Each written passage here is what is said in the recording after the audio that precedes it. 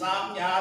身時受傷，享陽89歲，大限不料中醫甲辰年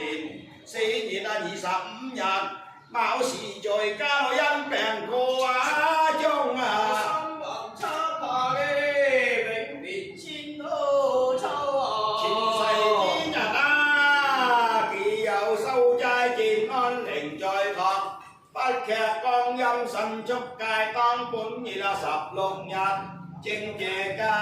前37支旗已欲浮雲生天，頭已15日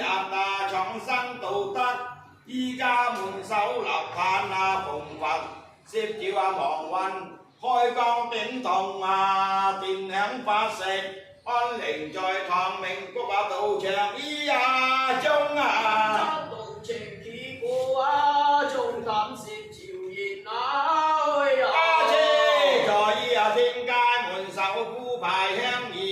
不照你何人運，不照何人拍，攝照37中者王